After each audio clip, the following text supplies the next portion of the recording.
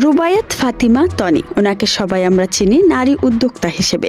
স্বামী শাহাদাত হুসাইনের মৃত্যুর 9 মাস যেতে না যেতেই এই নারী উদ্যোক্তা আবারও বিয়ে করলেন। সোশ্যাল ইনফ্লুয়েন্সার তনি সামাজিক যোগাযোগ মাধ্যমে কিছু ছবি প্রকাশ করেছেন। সেখানে তনিকে দেখা যাচ্ছে এমডি সিদ্দিক নামের এক ব্যক্তির সঙ্গে।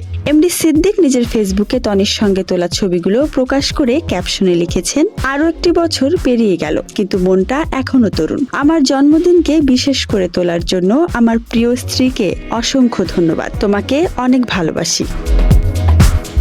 সিদ্দিকের এই পোস্টে স্পষ্ট তনির সঙ্গে বিবাহ বন্ধনে আবদ্ধ হয়েছেন তিনি। এদিকে তনিও তেমন ইঙ্গিত দিয়ে জন্মদিনের ছবি প্রকাশ করে শুভেচ্ছা জানিয়েছেন সিদ্দিককে। সেখানে লিখেছেন, জন্মদিনের শুভেচ্ছা, তোমার মতো বিশেষ একজনের জন্মদিন উদযাপনের জন্য বছরে একটা দিনই যথেষ্ট নয়। সিদ্দিকের স্ত্রীর সম্বোধন ও তনির বিশেষ সম্বোধনে নেটিজেনরা নিশ্চিত যে স্বামীর মৃত্যুর বছর না ঘুরতেই বিয়ের পিঁড়িতে বসেছেন এই সোশ্যাল ইনফ্লুয়েন্সার।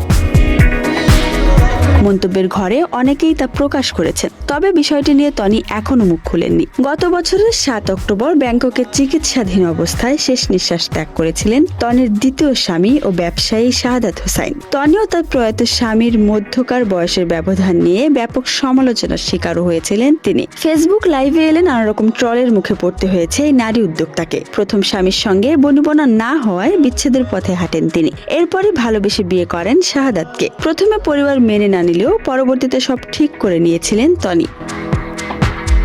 তবে তৃতীয় বিয়ের পর তার মেয়ে সানভি কার কাছে থাকবে সে নিয়ে এখনো কোনো তথ্য পাওয়া যায়নি।